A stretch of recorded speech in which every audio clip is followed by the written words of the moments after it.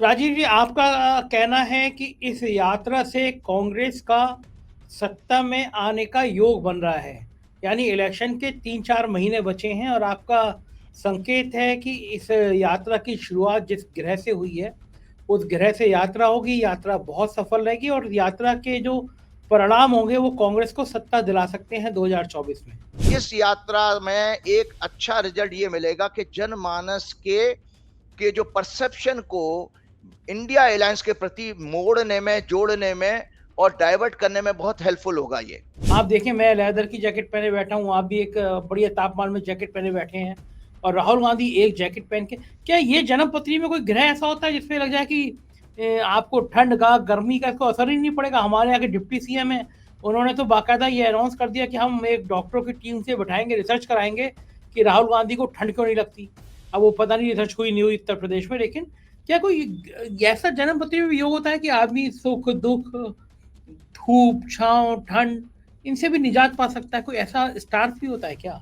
शेरों का शेर ये होता है, उसके अंदर जबरदस्त आत्मविश्वास, निराशा नाम की कोई चीज ना हो और हमेशा हर चैलेंजेस को फ्रंट से हेड ऑन करता हो, वो सच्चे मायने में शेर माना गया है। राहुल गांधी तपस्वी ज्यादा हो गए, राजनीतिक कम रह गए।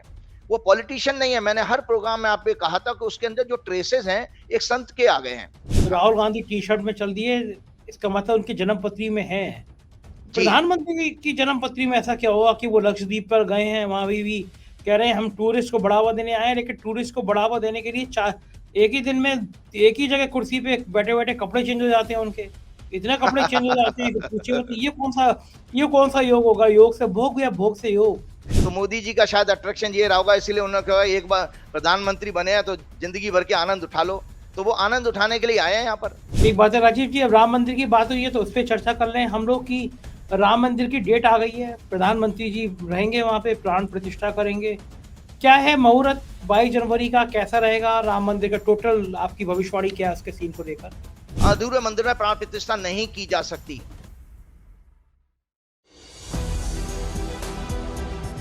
नमस्कार, मैं संजय शर्मा। आप देख रहे हैं 4 PM न्यूज नेटवर्क। मेरी शक्ल देखकर आप चौंक रहे होंगे कि आज मैं कैसे चश्मा वश्मा लगा के जैकेट पहन के आपसे बात कर रहा हूँ। तो मेरी आंखों में इन्फेक्शन हो गया है, तो आंखें बहुत दर्द कर रही थी, तो मन भी नहीं कर रहा था आज शो करने का। लेकिन संडे के दिन और सबको राजीव नारायण जी का ज्योतिष ज्ञान सुनना होता है, तो चश्मा वश्मा लगाया, फिर आपसे बात करने के लिए आया, क्योंकि आंखें बिना चश्मे के बहुत लाल हैं, आपसे बात नहीं कर सकता था मैं।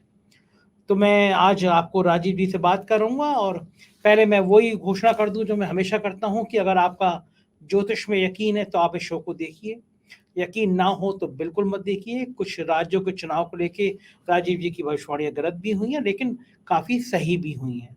तो ये आपका विवेक है, आप उनका शो देखें या ना देखें। बहुत सारे वामपंथी दोस्त मेरे हैं, वो नाराज हो जाते हैं कि ज्योतिष पे बात क्यों करते हो, लेकिन मैं हमेशा कहता हूँ कि ज्योतिष भी एक विधा है, बड़े बड़े विश्वविद्यालयों में पढ़ाई जाती है, सुप्रीम कोर्ट ने भी कहा है कि ज्योतिष एक विधा है।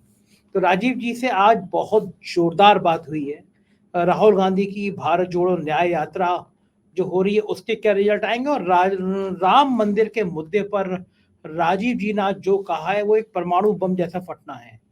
मुझे उम्मीद नहीं थी कि इतनी जबरदस्त बात आज वो राम मंदिर के निर्माण को लेके कहने जा रहे हैं। आप हिल जाएंगे वो पूरी बात सुन के। पूरा इंटरव्यू सुनिएगा। इस बार राजीव जी ने जो खुलासे किए हैं वो बिल्कुल अप्रत्याशित थे, मेरे लिए भी अप्रत्याशित थे कि ऐसी ऐसी चीजें हो सकती हैं। ईशा करे वो सब ना हो जो उन्होंने राम मंदिर के, अगर 22 जनवरी को प्रधानमंत्री जी प्राण प्रतिष्ठा करते हैं तो कितनी कितनी अशुभ बातें हो रही हैं। मैं कहूंगा, ईश्वर से प्रार्थना प्रार्थना करूंगा कि वो सब ना हो, ये भविष्यवाणी राजीव जी की गलत हो। एक रिक्वेस्ट करूंगा आपसे, आप मेरे दोस्त हैं, मेरे साथी हैं, इस चैनल में नीचे, आप इस वीडियो के नीचे एक ज्वाइन बटन है, चैनल को अगर ज्वाइन करेंगे मेरी मदद मिलेगी, मैं आपका आभारी होऊंगा। सब्सक्राइब भी करिएगा, ज्वाइन जरूर कीजिएगा। चलते हैं सीधे राजीव जी के पास एक धमाकेदार भविष्यवाणियों को सुनने के लिए। स्वागत है राजीव जी आपका 4 PM न्यूज नेटवर्क में। उड़ीसा में मौज कर रहे हैं आप बहुत घूमते हैं, और इन दोनों में मेरा मन करता है कि मैं भी आपकी तरह कभी ऑस्ट्रेलिया कभी उड़ीसा घूमता रहूं। आपके तो चाहने वाले हैं, और अब तो आप बता रहे हैं कि अमेरिका से बुलावा आया, आपके संग मेरा ही बुलावा आ गया। तो हम में एक वो कहावत है ना, गेहूं के संग घुन पिस जाता है, यहाँ तो उल्टा हो रहा है, या गेहूं के संग बथुए को भी पानी लग जा रहा है। मैंने सोचा ये मुझे कौन बुलाएगा, आपके चक्कर में मुझे भी आपके संग अमेरिका में बुलावा आ रहा है। चलिए दोनों लोग भाई लोग वहाँ मिलके हनुमान जी की कथा सुनेंगे। राजीव जी, आज के विषय पे आता हूँ। राहुल गांधी की भारत जोड़ो न्याय यात्रा जो है, उसका समय पिछली बार नहीं निकल पाया था, आपने दिन बताया था। अब तो समय भी आ गया है कि इतने बजे राहुल गांधी यात्रा शुरू करेंगे। आपका समय से कैलकुलेशन ज़्यादा होती है, तो जो समय जी निकल के आया है कि भारत जोड़ो यात्रा इतने बजे स्टार्ट होगी, तो ये भारत जोड़ो न्याय यात्रा का इस बार का समय कैसा है? क्या संकेत है, क्या मुहूर्त है और क्या उम्मीद है इस बार इस यात्रा से? जी, देखिए जैसे अभी आपने मेरी उड़ीसा की विजिट का रेफरेंस किया, तो मैं आपके दर्शकों को ये जानकारी देना चाहता हूँ कि मैंने उड़ीसा से ही 4 साल की इंजीनियरिंग की थी, 1982 से 86 तक। तो उड़ीसा मेरे मतलब उड़ीसा ने वो मुझे फाउंडेशन दी, जो मैं जिसको हमेशा-हमेशा ऋणी रहूँगा। और दूसरा बात ये है कि हमारे जो हिंदू धर्म के जो शंकराचार्य जी ने जो 4 धाम स्थापित किए थे, उसमें 4 धामों में से एक बहुत महत्वपूर्ण धाम जगन्नाथपुरी का धाम यहाँ पर है। और बाकी जो 3 धाम है वो एक द्वारका में है, एक रामेश्वर में है और एक बद्रीनाथ में। तो ये चारों दिशाओं में है। उड़ीसा चूंकि पूरब में है तो पूरब का धाम जगन्नाथपुरी है, पश्चिम में द्वारका है, उत्तर में बद्रीनाथ है और दक्षिण में रामेश्वरम है। तो इस तरह से हमारे शंकराचार्य ने धर्म की जब स्थापना की थी तो चारों देश के कोनों में धर्म मठ बना दिए थे।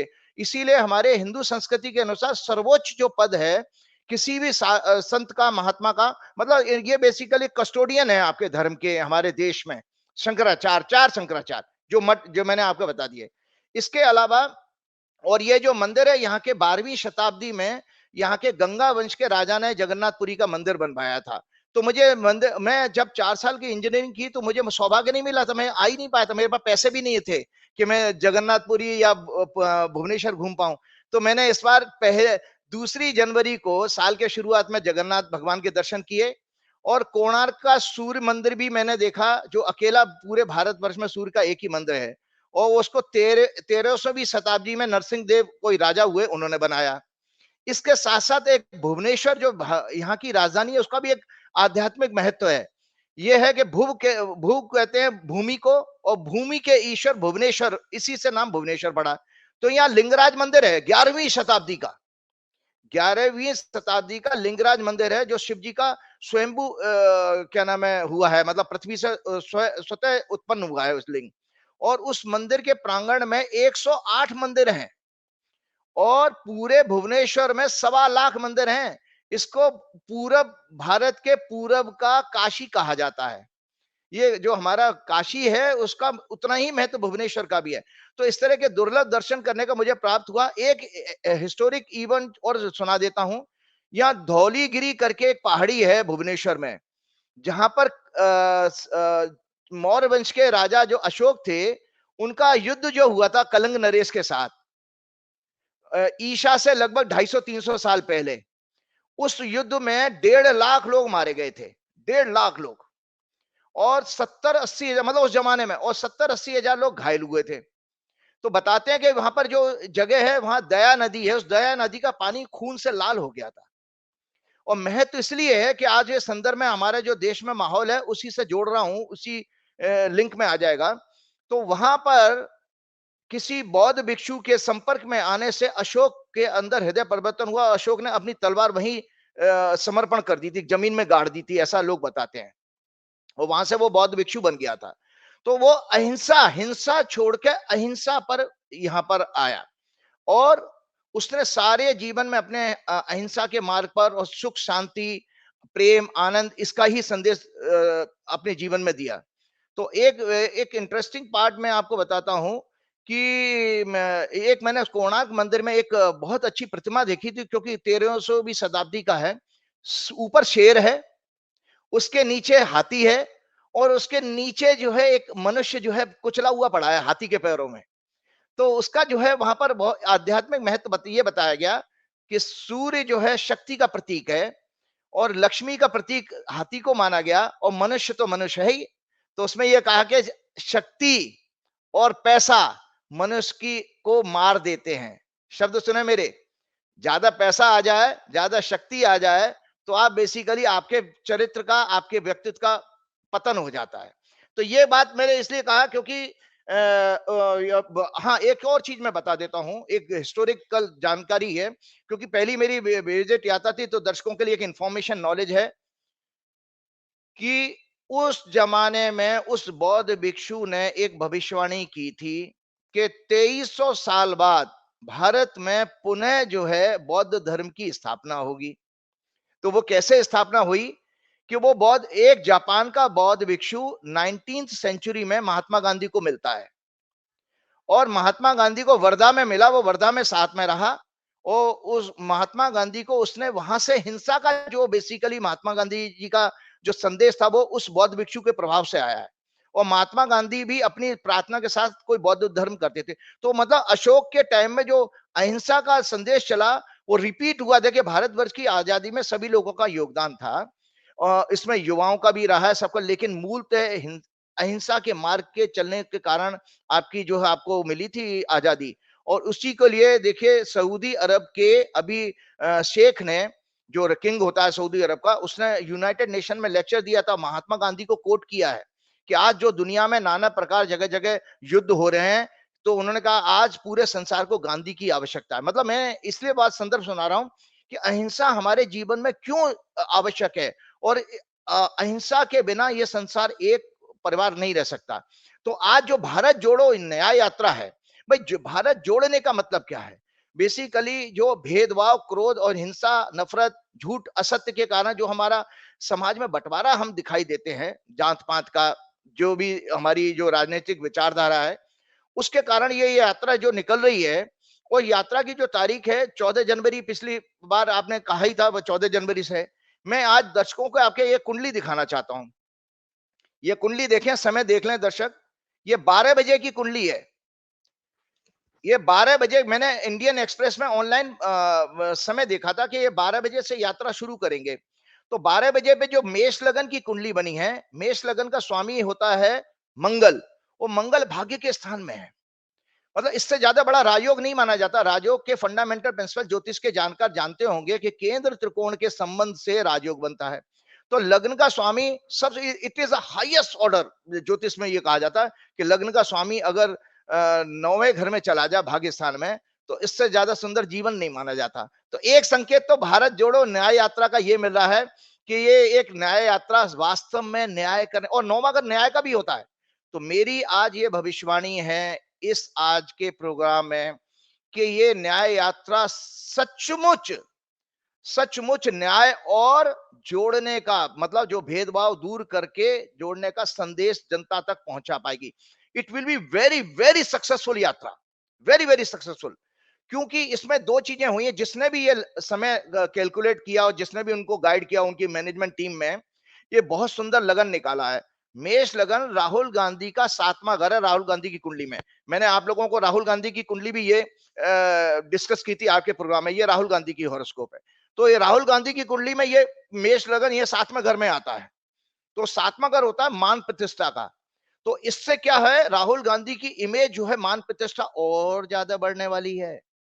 एक तो ये हो गया। तो राहुल गांधी की कुंडली के हिसाब से भी ये समय बहुत भाग्यशाली हो गया।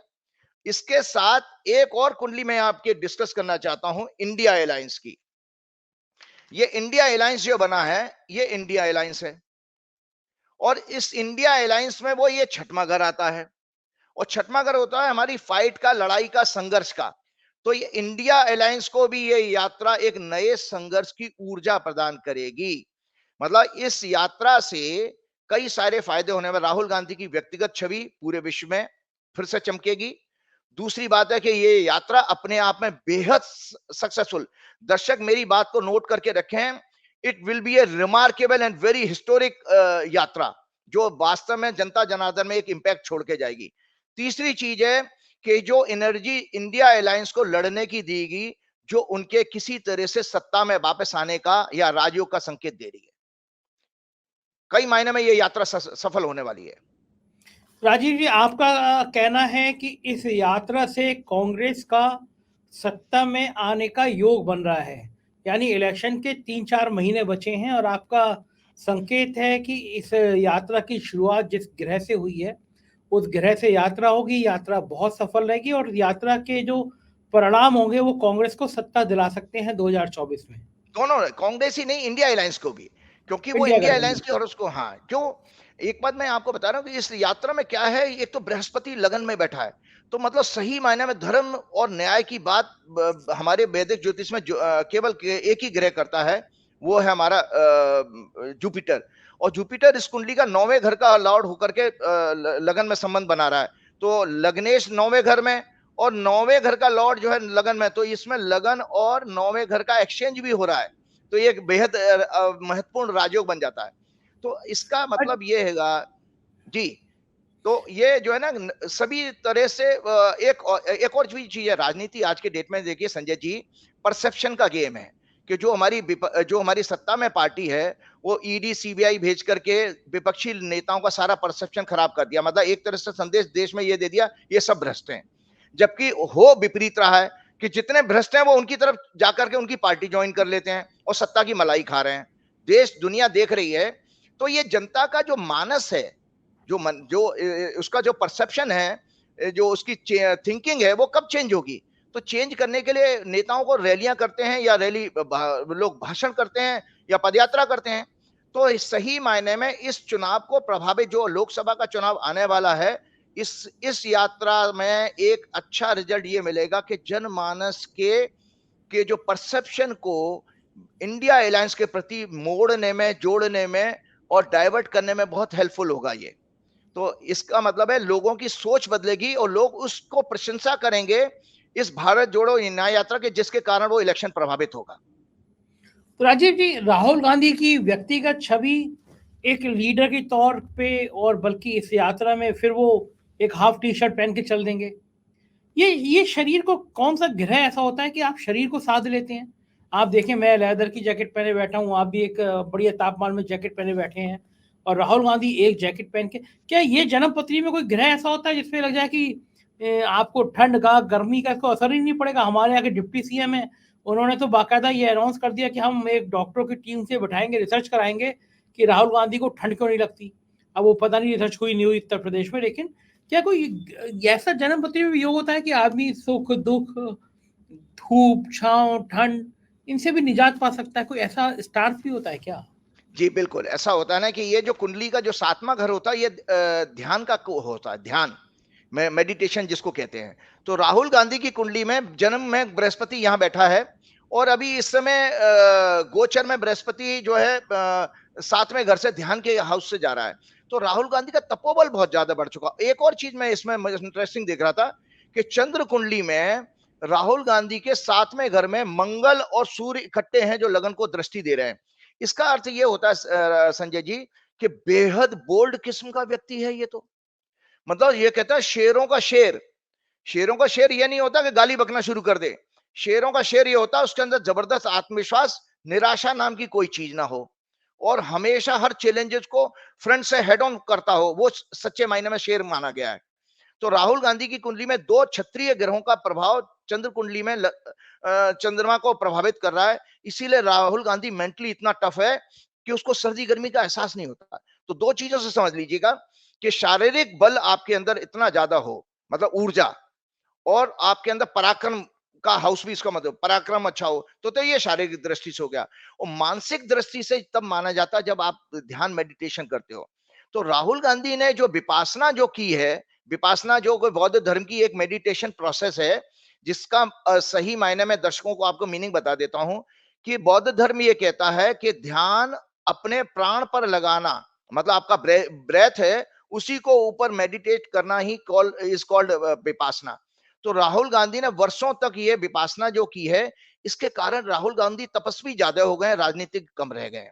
वो पॉलिटिशियन नहीं है, मैंने हर प्रोग्राम में आपको कहा था कि उसके अंदर जो ट्रेसेस हैं एक संत के आ गए हैं। तो वो जब आप जैसे ही उस चीज में जाते हो, संत के अंदर वैराग है। और देखिए, एक टी शर्ट में पहुंचना मतलब है वैराग। हमारे मोदी जी जैसे बहुत सारी ड्रेस बदल लेते हैं, वो भोग है, लेकिन वो राहुल गांधी योग की तरफ चला गया है। मतलब हमारे यहाँ जो भारतीय संस्कृति है, वो उसका चिंतन जानते हैं, भोग से योग की तरफ है। और जो वेस्टर्न फिलॉसफी है वो भोग की है, मतलब खाओ पियो, आहार निद्रा में तुम खाओ पियो मौज करो फिर मर जाओ। लेकिन भारतीय संस्कृति के नहीं, मरना है तो हमें मोक्ष पाना है। तो भोग से, एंजॉयमेंट से डिटैचमेंट की तरफ हमारी ये भारतीय फिलॉसफी है। तो राहुल गांधी के अंदर वो आ चुकी है। ये डिटैचमेंट का सिंबल है, तो वो व्यक्ति एक टी-शर्ट में रहता है और दूसरा आप जो उसको हाँ, सर्दी-गर्मी नहीं लगती आप है। और मैंने आपको गीता के श्लोक में कहा भी था, 12वें अध्याय में भगवान ने कहा है, समय शत्रु च मित्रे च तथा मान अपमानयो शीतेष्ण सुख दुखेषु सम संग विवर्जित है। हे अर्जुन, जो व्यक्ति शत्रु और मित्र में समान रहता हो, सुख दुख में समान रहता हो, सर्दी गर्मी में समान रहता हो, मतलब वो विचलित ना हो सर्दी और गर्मी से, ऐसा भक्त मुझे प्रिय है। तो राहुल गांधी तो कृष्ण के अनुसार, कृष्ण के डेफिनेशन के अनुसार तो उनके प्रिय भक्त बन चुके हैं।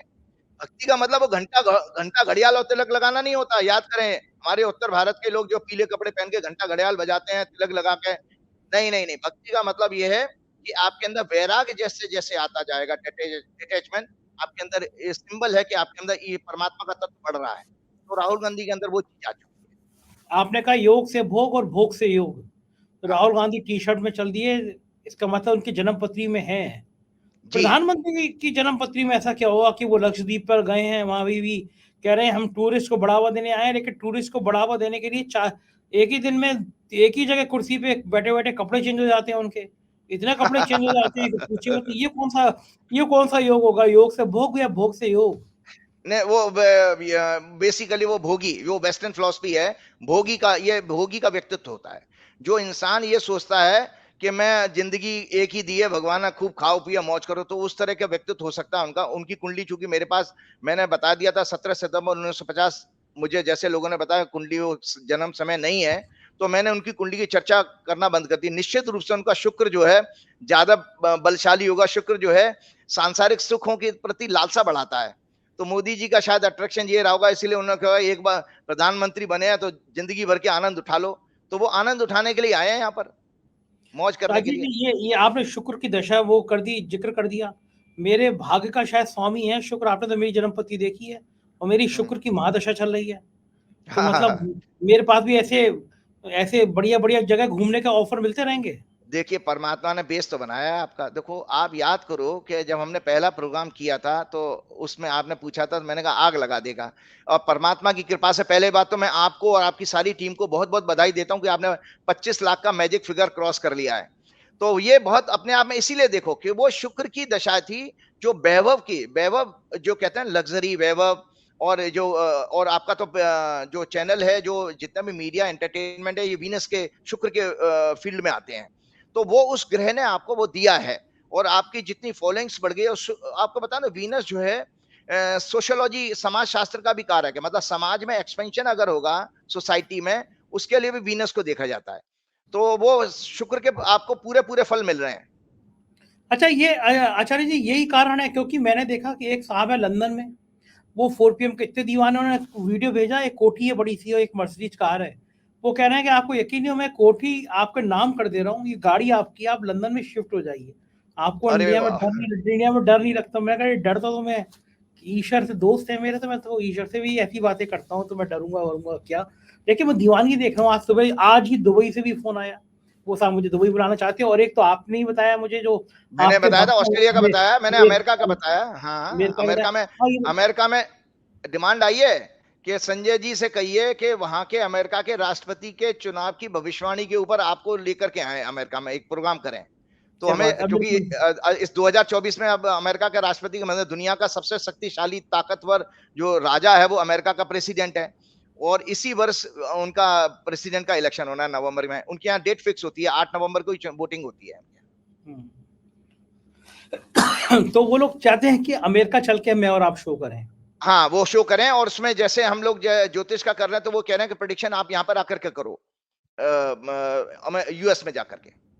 अच्छा, ये बताइए राजीव जी, मैंने तो सोचा नहीं था कि ऐसे ये ऑस्ट्रेलिया है, लंदन है, अमेरिका है, दुबई से ये जो कॉल आ रही हैं 4 पीएम को लेके, ये सब शायद शुक्र मेरी राशि में है। मेरी शुक्र की महादशा चल रही है 27 तक। तो 2027 तक मेरा यही जलवा बना रहेगा। जी, ऐसा है, जैसे मैंने जब अभी आपको भारत जोड़ो न्याय यात्रा की हॉरोस्कोप दिखाई थी ना, तो उसमें यही तो बताया था कि जब भी व्यक्ति का 9वें घर भाग्य स्थान का संबंध बन जाए ना लगन से, तो ऐसे व्यक्ति के लिए वो भाग्यशाली समय होता है। तो वो चूंकि आपके भाग्य स्थान के ग्रह की दशा चल रही है शुक्र की, इसीलिए ये आपको सुख मिलता है।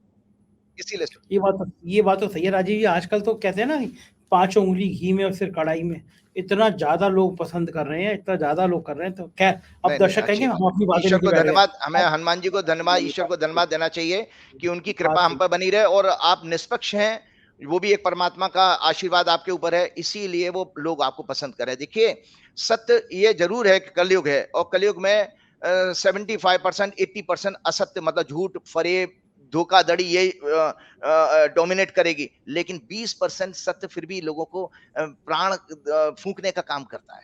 20% ही सत्य है। और बिल्कुल ठीक। अच्छा राजीव जी, एक चीज और अच्छी है, ऐसा नहीं है कि बड़ा ही आदमी बुला रहा है, अमेरिका लंदन वाले बुला रहे हैं।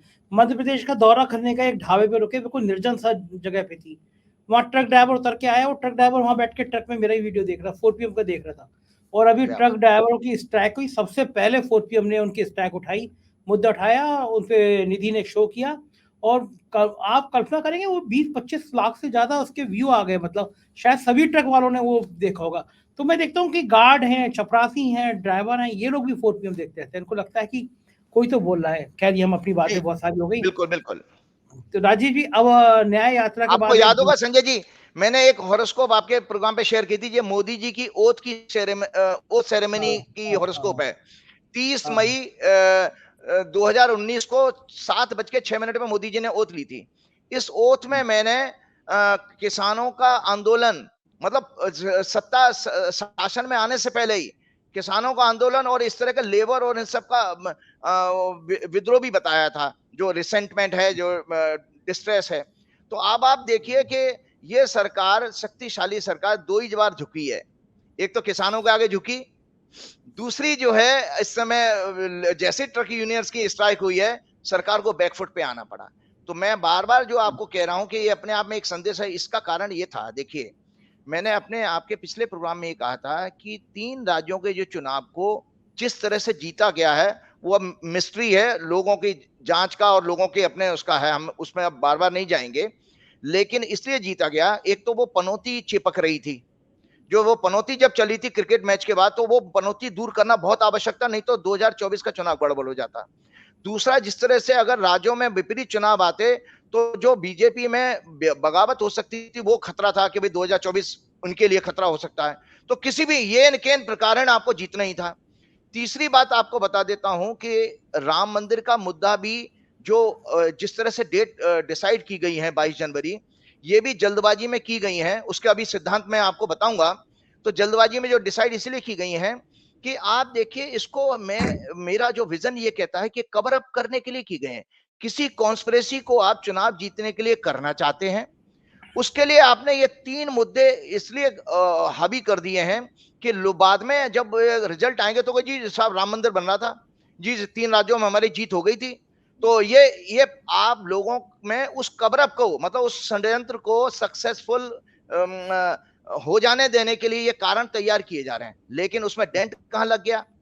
डेंट लग गया ये इसलिए, सरकार देखिए वहां पर 1 साल में झुकी है। याद करिएगा, 700-800 किसान मर गए तब झुकी थी, लेकिन यहां 2 दिन में क्यों झुक गई? 2 दिन में इसलिए झुक गई कि अगर ये स्ट्राइक 10 दिन भी, 1 हफ्ते भी कंटिन्यू रह जाती, तो राम मंदिर का रायता फैल जाता। क्योंकि देखिए, इस स्ट्राइक में और किसानों की स्ट्राइक में ये फर्क है, किसान जो है पब्लिक के बीच में इनडायरेक्टली आ रहा है, लेकिन जो ट्रक यूनियंस के जो है, ये लॉजिस्टिक की स्ट्राइक हो जाने से जो चीजें महंगाई हो रही, तो हर आदमी डायरेक्ट सफर कर रहा था। तो जो डायरेक्ट सफर कर रहा था, इसका रिएक्शन बहुत तेजी से फैलता, और इसकी वजह से उनके भक्त भी जो है नाराज हो सकते थे। तो ये जो राम मंदिर के महीने में ये स्ट्राइक आ गई, मतलब जनवरी वाले महीने में, तो सरकार के और सरकार के जो तंत्र के जो लोग हैं, उनके पसीने छूट गए, जिसके कारण इनको झुकना पड़ा। ठीक बात है राजीव जी। अब राम मंदिर की बात हुई है तो उस पर चर्चा कर लें हम लोग की। राम मंदिर की डेट आ गई है, प्रधानमंत्री जी रहेंगे वहां पे, प्राण प्रतिष्ठा करेंगे। क्या है मुहूर्त 22 जनवरी का, कैसा रहेगा राम मंदिर का? टोटल आपकी भविष्यवाणी क्या है उसके सीन को लेकर? जी, पहले तो राम मंदिर के जो तारीख के ऊपर आने से पहले मैं बताना चाहता हूं दर्शकों को कि आज राम मंदिर के प्राण प्रतिष्ठा के फंक्शन में जोर शोर से आगे आकर के क्रेडिट लेने के लिए कौन से लोग कर रहे हैं, तो वो कृपया करके देखें कि वो क्या धार्मिक हैं, कि धर्म के मार्ग पर चलने वाले हैं कि अधर्म के। तो मैं एक सिलसिलेवार जल्दी जल्दी से सुना देता हूं। पहलवान लड़कियों के साथ अन्याय करने वाले लोग यही हैं। मणिपुर में भारतीय संस्कृति को शर्मसार करने वाली जो आजाद भारत में अपने आप में पहली घटना हुई कि जहां एक स्त्री को निवस्त्र कराकर सड़क पर प्रदर्शन कराया गया, वो भी इनके राज्य की, इन्हीं लोगों की है। भाजपा शासन के उनसे भी ज्यादा संगीन अपराध में लिप्त केंद्र की सरकार का, उसके नेतृत्व का, जो सैकड़ों हत्याओं के बाद चुप रहा है, वो यही लोग हैं। मध्य प्रदेश में दलित के ऊपर यूरिन करने की जो घटना घटी, वो भी इन्हीं की सरकार थी। उसके बाद उत्तर प्रदेश में चलती ट्रेन में 2 सीनियर सिटीजन के ऊपर यूरिन करने की घटना घटी, वो भी उत्तर प्रदेश इन्हीं की सरकार है। फिर बाद में इन सब घटनाओं में लीडरशिप चुप रहती है। वो महिलाएं कहां चली गई जो उनकी मंत्री होती हैं, वो कुछ नहीं है, वो स्त्रियों को नहीं बोलती हैं। फिर इसके बाद ये कहा गया भी हाल फिलहाल में आपको पता है कितनी बड़ी घटना घटी कि जो बनारस में लड़की के साथ सामूहिक बलात्कार में 3 जो लोग पकड़े गए, वो बेसिकली भाजपा के आईटी सेल के लोग थे। तो अब आप बताइए कि किस तरह के लोग मंदिर के पूजा प्राण प्रतिष्ठा में है, तो इससे क्या भगवान आएंगे क्या? तो ये लोग चिंतन करें कि ये क्या धर्म के मार्ग पर चलने वाले लोग हैं, जितनी सारी घटनाएं मैंने बताई। और आपको पता होगा जानकारी के लिए, मध्य प्रदेश के चीफ मिनिस्टर ने एक अपनी चुनावी रैली में कहा था कि सीता जी का तो तलाक हो गया था और उन्होंने आत्महत्या कर ली थी। मतलब आप मां सीता के लिए ये भावना रखते हो कि तलाक हो गया, तो उस जमाने में डिवोर्स होते थे क्या? और साथ में कह रहे हो कि उन्होंने आत्महत्या कर ली थी। अपमान कर रहे हो आप, भगवान का अपमान कर रहे हो। इसके साथ उन्हीं महोदय का जब वो जीतने के बाद जुलूस निकला, तो आप लोगों ने देखा था, किसी आपके यूट्यूबर ने उस पर प्रोग्राम भी किया था कि वो हनुमान जी को क्रेन से, एक हनुमान जी का वो रूप धर के क्रेन से माला डलवा रहे। मतलब लानत है। अरे अरे भाई, उत्तर भारतीय लोगों, तुम्हारी बुद्धि कहां भ्रष्ट हो चुकी है कि तुम हनुमान जी का इतना अपमान करोगे कि वहां एक मानव के गले में माला डालने के लिए आएंगे। नाश होगा तुम लोगों का सबका। मेरा आज ये मन से दुखी होकर के, क्योंकि हनुमान जी की भक्ति के लिए मैंने बैंड बजाई थी एबीपी न्यूज चैनल पर, संत महात्माओं की भी, भाजपा वालों की भी। आप लोगों का विनाश निश्चित है, क्योंकि आपने हनुमान जी का भी निरंतर अपमान किया है। कभी दलित बता देते हो, कभी आप जो है उनको कह देते हो बजरंग दल से तुलना कर देते हो, और कभी आप एक साधारण से आदमी के ऊपर माला डलवाते हो, वो भी क्रेन में लटका के आदमी को। तो बड़ा दुखद बात है। अब आपको मैं बताता हूं, जो जो लगन के जो समय की बात है, 22 जनवरी का मुहूर्त जो है, अपने आप में कोई बहुत अच्छा मुहूर्त नहीं है। क्योंकि हम जब कुंडली की बात करते हैं, तो ये मंदिर कहां बन रहा है, ये दर्शक ये जाने। ये मंदिर जो है भारतवर्ष में बन रहा है, ये भारत की कुंडली है। इस भारत की कुंडली में बृहस्पति 12वें घर में, जो सनातन धर्म के कारक हैं, ये अगर इस जगह पर आते, लगन में आते, तो जो जो कि अप्रैल के आखिरी हफ्ते में आएंगे, उसके बाद का ज्यादा अच्छा मुहूर्त होता। अब मैं उस मुहूर्त की खामियां इसलिए बताता हूं, ये किताब में दिखा रहा हूं दर्शकों को, क्योंकि मैंने स्वयं एक प्राण प्रतिष्ठा कराई है और उसमें पूरा शामिल रहा हूं। पूना में एक हनुमान जी का और राम सीता का मंदिर। तो ये वास्तु मीमांसा है। इस वास्तु मीमांसा में एक पूरा का पूरा चैप्टर है देवालय निर्माण का, शिलान्यास है देवालय निर्माण का। ये निर्माण, उसके अंदर जो सिद्धांत इसमें वायलेट हो रहे हैं, वो इसलिए क्योंकि मैंने आपके दर्शकों को वचन दिया था कि मैं इस पे एक प्रोग्राम करूंगा। तो देखिए, भारत की कुंडली का 12वां हाउस, दूसरा, जिस लगन में ये प्राण प्रतिष्ठा हो, वो स्थिर लगन नहीं है। जबकि प्राण प्रतिष्ठा के लिए स्थिर लगन, मतलब स्थिर लगन का मतलब है वो चीज रुकनी चाहिए। मतलब भगवान अगर हमारे आए, तो भगवान का आशीर्वाद वर्षों तक, सेंचुरीज तक मिलता रहे। तो इसलिए स्थिर लगन की व्याख्या की गई है। वो स्थिर लगन नहीं है, ये चर लगन में प्राण प्रतिष्ठा करने जा रहे हैं। विष्णु या उनके अवतारों के लिए कन्या लग्न, स्थिर लग्न में सभी बड़ी देवताओं की प्रतिष्ठा, और चर लग्न में छोटे देवताओं की जाती है। चर लग्न में करें छोटे देवताओं, जैसे क्षेत्रपाल है, दिक्पाल है, नाग देवता है, यक्ष है, ग्राम देवता है, स्थान देवता है। इनके इनके जो है प्राण प्रतिष्ठा चर लग्न में की जाती है। एक इंपॉर्टेंट चीज बता दूं, इसी में मैंने नोट्स बनाए थे। समय शुद्धि और मंत्रों के जानकार, ज्योतिष का संपूर्ण ज्ञान रखने वाले इस प्राण प्रतिष्ठा में शामिल होने चाहिए। क्योंकि जो प्राण प्रतिष्ठा विषय है, दर्शकों को मैं बताना चाहता हूं, ये ज्योतिष का सब्जेक्ट है। क्योंकि काल की गणना है ना, और काल की गणना करने का अधिकारी केवल ज्योतिषी है। भगवान में विश्वास करने वाला होना चाहिए। जो कौन सा आदमी हो जो भगवान में विश्वास करे। नित्य नियम से स्वयं पूजा करने वाला, जो लोग प्राण प्रतिष्ठा कर रहे हैं, इसलिए मुझे कटाक्ष के रूप में बता रहा हूं, कटाक्ष मतलब सत्य बता रहा हूं लोगों को।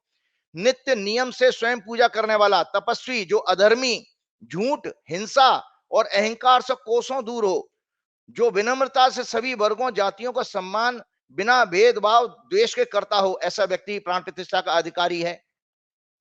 जिस व्यक्तित्व में अरुचि ना पैदा करने वाला हो, प्रसन्न चित्त हो, मतलब जिसके चेहरे को देखते ही नफरत नहीं है, चिढ़ नहीं लगनी चाहिए, ऐसा आदमी जो है भगवान की प्राण प्रतिष्ठा कर सकता है। सबसे महत्वपूर्ण नियम यह है, प्रतिष्ठा से पूर्व ही मंदिर के, सुन लीजिए दर्शकों को दोबारा रिपीट करके बताऊंगा, सबसे महत्वपूर्ण प्राण प्रतिष्ठा का हम धर्म ग्रंथों के अनुसार नियम यह बताया गया है, प्रतिष्ठा से पूर्व ही मंदिर के भवन के सभी निर्माण कार्य हर प्रकार से पूर्ण हो चुके हों। तो अब आप बताइए, शास्त्र के विपरीत जाकर के आप आधे अधूरे मंदिर का निर्माण कर रहे हो, बताइए। तो अब आप बताइए शास्त्रहीन, क्योंकि इसलिए मैंने शास्त्र का अध्ययन करने का मैंने वचन दिया था आप लोगों को। और इसके अलावा कहा है, शुभ समय मुहूर्त व विधि विधान के बिना की जाने वाली प्रतिष्ठा सबके लिए संकट और अशुभ घटनाओं का कारण बनती है। मतलब भगवान के अगर आधे अधूरे मंदिर का और अशुभ काल में मुहूर्त करोगे, तो ये आने वाली प्राकृतिक प्रकोप का कारण बनेगा। ये देश के लिए चेतावनी है, और देश ही नहीं, हमारे सनातन धर्म के लिए भी चेतावनी है कि पहली बात तो जो आपने पात्र चुना है वो धर्म के मार्ग पर चलने वाला नहीं है, क्योंकि धर्म के मार्ग पर चलने के लिए धर्म के 10 लक्षण मैंने कहे थे आपको, बताएं आपके धैर्य जो इनके अंदर नहीं है। धैर्य का मतलब अंग्रेजी में टॉलरेंस कहते हैं। टॉलरेंस है क्या इनके? ये तो इंटॉलरेंट लोग हैं। दूसरा क्षमा, फॉरगिवनेस, क्षमाशील तो है नहीं। जो मैं उन नेताजी की बात कर रहा हूं जो प्राण प्रतिष्ठा में शामिल होंगे और बढ़ चढ़ के हिस्सा लेंगे। नॉलेज, विद्या, दूर दूर तक विद्या से उनका कोई संबंध नहीं है। चौथा धर्म का लक्षण है सत्य, ट्रुथ, राइटियस बोलने वाला, ट्रुथ पे चलने वाला वो है नहीं, वो दिन भर झूठ बोलते रहते हैं, असत्य के मार्ग पर ही हैं वो। क्रोध ना करना, वो उनके हमेशा भ्रकुटियां तनी रहती हैं। वो तो राजस्थान में भाषण में कह रहे थे कि ऐसा बटन दबाना कि फांसी लग जाए। ये सातवां है मन को कंट्रोल करना, उनका मन उनके बस में है नहीं। वो तो आप बता रहे कहां पर लक्षद्वीप में कहां पर वो समुद्र किनारे बैठे मौज कर रहे हैं, तो उनके मन पे कंट्रोल कहां है, भोगी हैं। चोरी ना करना, नाना प्रकार के आप जब पुरानी गवर्नमेंट की पॉलिसीज को लेकर कट एंड पेस्ट करके चलाते उसको चोरी कहा जाता, तो चोरी करने में भी उनका है, क्योंकि सारे चोर तो उनकी तरफ चले गए ना, जितने भी भ्रष्ट लोग हैं उनकी पार्टी में चले गए। तो आपकी आपकी विश्वास होगा चोरी करने में, तभी तो आपने उन लोगों को जोड़ा अपने साथ, तो वो भी अधर्म का लक्षण है। ये मैंने धर्म के 10 लक्षण से बताया कि दर्शक खुद चिंतन करें, क्या ऐसा व्यक्ति धर्म के मार्ग पर जो नहीं चलता है, एक भी गुण को नहीं पालन करता है, वो भगवान राम के मूर्ति को स्पर्श कर सकता है क्या? भक्ति तो सब कर सकते हैं, देखिए भक्ति तो राक्षसों ने भी की है, और आप कहीं से, लेकिन प्राण प्रतिष्ठा नहीं कर सकते आप। प्राण प्रतिष्ठा के लिए कहा जाता है वो जिंदगी में कभी झूठ ना बोला, जिसने पाप ना किया हो कभी। एक्सटर्नल एंड इंटरनल प्यूरिटी वो है ही नहीं उन नेताजी के अंदर। वो अंदर से इतने काले हृदय के हैं कि दिन भर वो कोसते रहते हैं लोगों को। विपक्ष को तो दुश्मन मानते हैं, तो आपका हृदय काला है तभी तो आप विपक्ष को दुश्मन मान रहे हो। और 10वां लक्षण जो कहा गया है, वो ये कहा गया है कि इंद्रियों पर कंट्रोल। वो तो भोगी है भैया, कहाँ इंद्रिय, वो एक ही आपने बताया कि वो समुद्र के किनारे बैठे बैठे ही उन्होंने ड्रेसेस बदल ली। तो इन सब चीजों में देखा, जो पात्र चुना गया वो भी धर्म शास्त्रों के अनुसार नहीं है, जिसने प्राण प्रतिष्ठा करनी है, मुख्य जिसको निमंत्रण दिया गया है, वो सारे के सारे धर्म के 10 लक्षणों को वायलेट कर रहा है, अधर्मी हो गया वो। और एक और है, यदि प्रतिष्ठा कार्य त्रुटिपूर्ण हो तो वो लोगों के लिए सबसे बड़े शत्रु का कारण बनता है। ये धर्म शास्त्रों की मैंने व्याख्या आपके लिए सामने इसीलिए कर दी। एक और चीज बताता हूं दर्शकों को। अक्सर दर्शकों ने मेरे से पूछा था कि आचार्य जी क्या ऐसा नियम है कि विवाहित लोगों को ही अनुष्ठान करने चाहिए?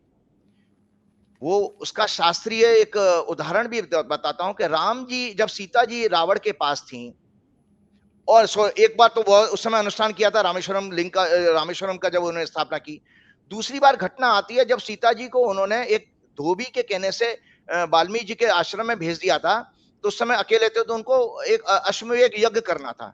तो वहां सीता जी की स्वर्ण की प्रतिमा बना करके महर्षि वशिष्ठ ने कहा था कि भाई राजन जो है आपका अनुष्ठान पूर्ण नहीं माना जाएगा अगर पत्नी नहीं होंगी आपकी। अगर आप मैरिड हैं तो बिना पत्नी के पूर्ण नहीं होता कोई भी अनुष्ठान, हमारे आपके घरों में भी।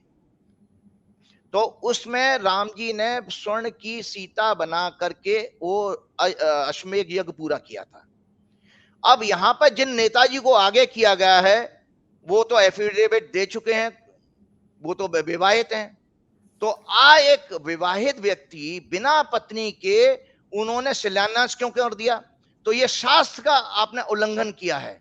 शास्त्र कहता है कि विवाहित जीवन का व्यक्ति ही किसी सामाजिक अनुष्ठान को कर सकता है। तो वो आपने विवाहित होते हुए पत्नी को नहीं ला रहे हैं, तो आप दूर बैठ करके तो बैठ सकते हो, पार्टिसिपेट कर सकते हो। या तो राजनाथ सिंह करते या गडकरी जी अपनी पत्नी के साथ करते। अगर आपको कोई परहेज है अपनी पत्नी से, नफरत है, चिढ़ते हो, कोई और द्वेष रहा होगा अपनी पत्नी से, तो उसमें आपको नहीं करना चाहिए, तो दूसरे लोगों को करना चाहिए।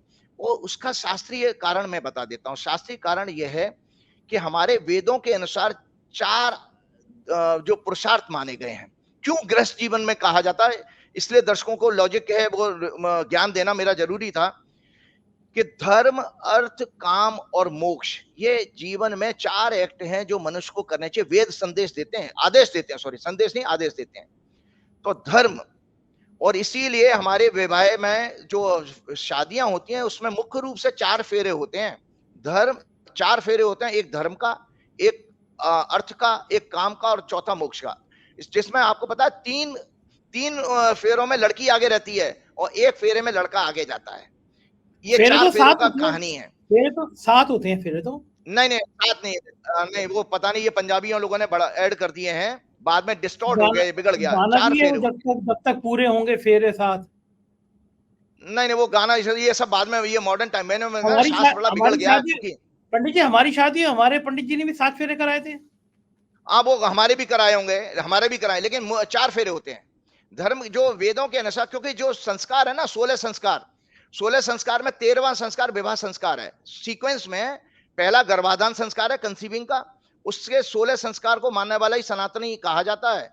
जिस तरह से हमारे मोदी जी कहते हैं सनातन धर्म खत्म हो रहा है, उनसे पूछा जाए तुम 16 संस्कार पालन करते हो क्या? या जितने भी आरएसएस और बीजेपी वाले करते हैं सब तो अविवाहित हैं। तो जब वेदों का तुम 13वां संस्कार विवाह का संस्कार ही पालन नहीं कर रहे, तो फिर आप सनातन धर्म के कैसे हो गए? इन भाजपा वाले लोगों से पूछो, आरएसएस के लोगों से पूछो, जब वेद का 13वें नंबर का संस्कार विवाह संस्कार ही नहीं किया, शादी नहीं करोगे, तो सनातन धर्म कैसे हो गया? एक संस्कार टूट गया ना। तो सनातन धर्म में 13वां संस्कार में 4 फेरे ही कहे गए हैं। तो इसीलिए धर्म, अर्थ, काम, मोक्ष, तो जो अर्थ और काम है वो सांसारिक है, धर्म जो है और मोक्ष जो है स्पिरिचुअल है। तो इसलिए मैं आपको बताना चाह रहा हूं कि चूंकि उसमें संतान उत्पत्ति आती है, भाई अर्थ और काम शब्द बेसिकली से माना गया गृहस्थ जीवन की चीज से, तो चूंकि उसमें संतान उत्पत्ति आती है तो उसके लिए मैरिड होना जरूरी है। तो जब ये कहा गया, इसीलिए लॉजिक में ये दिया गया कि जब भी कोई सामाजिक अनुष्ठान राजा करेगा तो बिना पत्नी के नहीं कर सकता, क्योंकि वो ही राजा जो गृहस्थ है अपनी पत्नी के साथ वो 4 पुरुषार्थ का पालन कर रहा है। इसके अलावा एक और मान्यता है शास्त्रों की कि जब मनुष्य पैदा होता तो 3 प्रकार के कर्ज ऋण लेकर के पैदा होता है। 3 कर्जे वो हैं, देव ऋण, पितृ ऋण और ऋषि ऋण। तो जो इसमें देव ऋण और ऋषि ऋण अलग है, मैं केवल पितृ ऋण की बात करूंगा। पितृ ऋण जो हमारे आपका जो पितृ ऋण है, हम भी जब तक 3 ऋण पूरे नहीं कराएंगे, चुकाएंगे नहीं, तब तक हमें मोक्ष नहीं मिलेगा। तो पितृ ऋण जो है संतान उत्पत्ति से जो है पूर्ण होता है कि आप अपने जो आपको माता पिता ने आपके ऊपर खर्चा किया, आप संतान पैदा करके उनको आगे बढ़ाएंगे, मतलब सृष्टि के नियम को आगे बढ़ा रहे हो। तो इस लॉजिक से भी गृहस्थ आदमी ही किसी अनुष्ठान को, राम मंदिर जैसे अनुष्ठान को कर सकता है, अविवाहित व्यक्ति नहीं कर सकता। अब इसमें एक मान्यता आती है जो शंकराचार्य जी की बात आपने कही थी। जब ईशा से 500 साल पहले शंकराचार्य हुए हैं, लगभग 500 साल पहले, उस समय में बौद्ध धर्म और जैन धर्म हावी हो गया था, सनातन धर्म कमजोर हो चुका था, लोग सनातन धर्म से भागने लगे थे। तो उस समय केरल के एक छोटे से लड़के ने, वो टीनेज में थे, 16-17 साल की एज में तो चले गए वो, तो वो वहां से केरल से पदयात्रा शुरू करी और उन्होंने हर जगह पे जगह बौद्ध धर्म के, जैन धर्म के आचार्यों को शास्त्रार्थ में हराया, डिबेट में हराया और सनातन धर्म की स्थापना की। उसके नाते फिर वो जो मैंने अपने प्रोग्राम में पहले ही कह दिया था, उन्होंने चारों दिशाओं में 4 धाम स्थापित किए। तो सनातन धर्म संस्कृति के अनुसार जो सर्वोच्च पद है किसी आचार्य का, वो 4 शंकराचार्य हैं। तो ये जो अगर अविवाहित व्यक्ति कोई प्राण प्रतिष्ठा कर सकता है राम मंदिर जैसे किसी बड़े मंदिर की, तो वो केवल और केवल अविवाहित व्यक्ति शंकराचार्य हो सकते हैं। या तो इस प्राण प्रतिष्ठा को शंकराचार्य करते, तो इसमें वायलेशन क्या हो रहा है? सबसे बड़ी बात कि शास्त्र ये कहता है कि अधूरे मंदिर में प्राण प्रतिष्ठा नहीं की जा सकती। दूसरी बात है कि विवाहित व्यक्ति ही करेगा, अगर अविवाहित है तो संत करेगा। मतलब केवल संत और महात्मा, उत्तर प्रदेश के संत महात्मा नहीं, शंकराचार्य, नकली शंकराचार्य भी बहुत हो गए हैं संजय जी, बहुत ज्यादा हो गए हैं। तो उन राजीव लोगों जी के द्वारा ही होना चाहिए। राजीव जी, कई शंकराचार्य ने विरोध किया है कि हम वहां जाएंगे नहीं क्योंकि प्राण प्रतिष्ठा करेंगे, मोदी जी छुएंगे मूर्ति, मोदी जी हम अगर ताली बजाएंगे। मैं कल देख रहा था कई 2-3 शंकराचार्यों का नाम आए थे, उन्होंने विरोध कर दिया, हम जाएंगे नहीं वहां पे। बिल्कुल सही कहा ना, मैंने आपको बताया ना, मैंने मोदी जी का मैंने नाम नहीं लिया था, मैंने बताया कि इन नेताजी ने धर्म के एक लक्षण का तो उनके गुण नहीं है, एक भी लक्षण नहीं है इनके अंदर, एक भी गुण नहीं है धर्म का। तो उस नाते तो अधर्मी हो, तो अधर्मी व्यक्ति राम का प्राण प्रतिष्ठा कैसे कर सकता है? अच्छा, तो मान लीजिए आपको कि क्या जैसे मान लीजिए राजीव जी मंदिर नहीं बना वहां पे, आप कह रहे हैं कि बिना मंदिर पूरा बने प्राण प्रतिष्ठा नहीं हो सकती, उसके अपशकुन होते हैं, तो मंदिर तो नहीं बना, अधूरे मंदिर में प्राण प्रतिष्ठा हो रही है, तो इसके अपशकुन क्या क्या होते हैं, खराब चीजें क्या क्या आती हैं? प्राकृतिक प्रकोप, इसमें हमारे शास्त्रों में ये माना गया, नाना प्रकार के भूकंप आना, लोगों को महामारी से मर जाना, या बाद में जैसे आपको पता पुराना मंदिर भी किसी राजा ने बनाया था जो टूट गया था, तो किस तरह की कोई दुर्घटनाएं हो सकती हैं।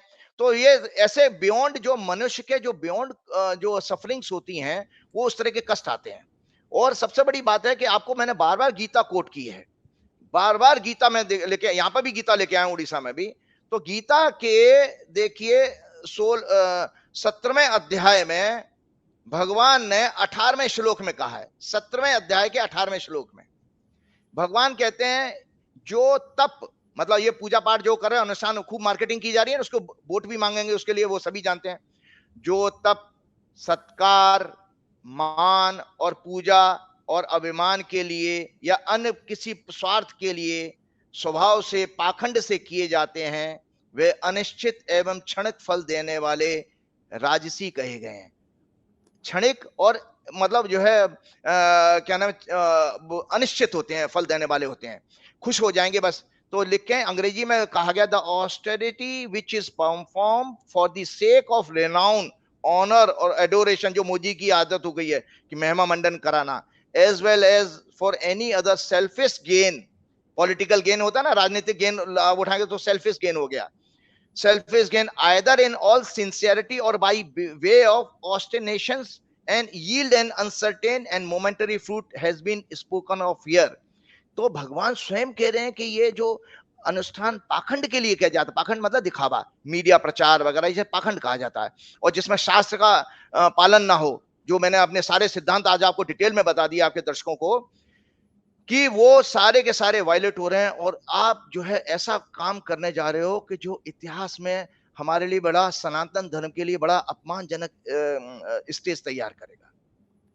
दुखद है, बहुत दुखद है। ये आयोजन केवल शंकराचार्य, ये मतलब दो चीजें मैं समअप करता हूं टोटल, कि या तो शंकराचार्य करते, मोदी जी विवाहित हैं, और या तो पत्नी को लाके करें, और दूसरा सबसे इंपॉर्टेंट था, पूर्ण मंदिर होने पे होना चाहिए था। आपको पता है मंदिर पे कलश स्थापना होती है, उसमें ध्वज लगता है, तब मंदिर पूर्ण माना जाता है। हाँ, बिना ध्वजा के, बिना कलश के मंदिर पूर्ण हो ही नहीं सकता भाई। बिल्कुल ठीक बात। आप वहां पे जब आप देखिए कि वहां पर लोहे की वो क्या जो कंस्ट्रक्शन में लगती हैं, वो सारी सरियां वरियां लगी पड़ी हैं उस मंदिरों में, तो पूरे उसमें आप प्राण प्रतिष्ठा कर, वो सिर्फ इसलिए कर रहे हो क्योंकि जो षड्यंत्र आपको 2024 के चुनाव के लिए करना है, उसमें राम जी का वो ढाल बना करके आप यूज करोगे, क्योंकि अगर वो 3 महीने बाद होगा तो फिर वो आप आचार संहिता लग जाएगी। बिल्कुल ठीक बात है। तो ये खेल है आचार्य सारा का जी, सारा। बहुत ही मजा आया आपसे बात करके। आखिर में आप एक संदेश देते हैं दर्शकों को? बिल्कुल बिल्कुल, मैंने आपको ये कहा, दर्शकों को ये बताया कि देखिए, ये मैंने आपके पिछले प्रोग्राम में हमेशा ये एक कुंडली दिखाई थी जिसमें बॉडी के पार्ट दिखाए हैं। तो बीमारी को जो है ये माना गया संजय जी, बीमारी जो है, जो क्रोनिक बीमारी होती है, वो हमेशा आपके प्रारब्ध के कारण होती है, मतलब पिछले जन्म के कर्म के कारण होती है। और जो क्योरेबल बीमारी होती है वो छठवें घर से देखी जाती है, और जिसका ट्रीटमेंट संभव है वो आपके दिनचर्या से आती है। तो अगर किसी की कुंडली में लगन पीड़ित हो तो उसका मतलब उसकी लाइफस्टाइल बिगड़ी हुई है, उसको बीमार पड़ेगा ही। और क्रोनिक बीमारी के लिए केवल आध्यात्मिक शक्ति की आवश्यकता होती है। क्रोनिक बीमारी जैसे कैंसर की मैंने बात की, हर एक को कैंसर नहीं होगा। आठवां घर अगर जागृत नहीं है, मंगल शनि पीड़ित नहीं है, तो कैंसर आ ही नहीं सकता। तो ऐसी अवस्था में मनुष्य क्या करे? क्योंकि देखिए सबसे बड़ा बात यह है कि ज्योतिष के बारे में कहा, the real value of astrology is in gaining strength to rise above the pain and thus overcoming it. It is not in seeking means to avoid pain. Karmas cannot be avoided and their results are inevitable. Astrology and karmas are interlinked. We get the results of our own karmas in the shape of happiness and unhappiness, fear and anger, gain and loss, good or bad, family and children, health and disease, and other sorrows and miseries of life. According to Mahabharata, in every birth of his karmas of a person chases him, and he has to enjoy or suffer according to the karmas he has done in his past life. The graha, jo kundli ke, and nakshatra alone do not produce good or bad results. All that are the results of the karmas done by oneself. They only indicate when is the time for some good results or bad ones to happen. The fructification of these depends upon the order of the dasha and the transit. इसका अर्थ ये हुआ कि जो बीमारी जो आज समाज में आप देख रहे हैं, नाना, चाहे वो मेंटल डिसऑर्डर हो या कैंसर हो, ये बेसिकली इसमें दोनों चीजों का लाइफस्टाइल है और दूसरा पास्ट बर्थ के कर्मांत है। तो करे क्या? तो फिर वही हनुमान जी की सेवा में जाइए। ना से रोग हरे सब पीरा, जपत निरंतर हनुमत बीरा। ना से रोग हरे सब पीरा, जपत निरंतर हनुमंत वीरा। संकट ते हनुमान छुड़ावे, मन क्रम वचन ध्यान जो लावे। जय श्री राम। बहुत बहुत शुक्रिया, बहुत बहुत शुक्रिया राजीव जी, धन्यवाद। तो सुना आपने, और कम से कम एक बात से तो मैं सहमत हूँ राजीव जी की, कि बिना मंदिर के पूरा हुए मंदिर की प्राण प्रतिष्ठा ईश्वर की नहीं हो सकती। ये मैंने भी पढ़ा है और मैंने देखा है, कोई भी मंदिर जब तक कंप्लीट नहीं हो जाता तब तक उसमें भगवान की मूर्ति नहीं रखते। हमारे आपके घरों में भी हम मकान बनवाते हैं या कुछ भी करते हैं, जब पूरा मंदिर तैयार हो जाता है तब उसमें मूर्ति रखते हैं। लेकिन अगर यहाँ पूरा मंदिर होने का इंतजार करते तो चुनाव खत्म हो जाते। तो भगवान जी का क्या काम अगर चुनाव खत्म हो जाएंगे? तो जाहिर है कि बीजेपी के लिए सबसे जरूरी चीज भगवान का मंदिर से भी ज्यादा जरूरी वोट है। तो राम मंदिर इस बार वोटों की फसल काटने का काम आएगा, मुझे ऐसा लगता है। कैसा लगा इंटरव्यू? आप अपनी राय से, अपने कमेंट से जरूर अवगत कराइएगा। हमारे राज्यों के चैनल हैं 4PM यूपी, बिहार, गुजरात, महाराष्ट्र, कर्नाटक, मध्य प्रदेश और 4PM बॉलीवुड, उन्हें भी सब्सक्राइब करिएगा। शुक्रिया, थैंक यू।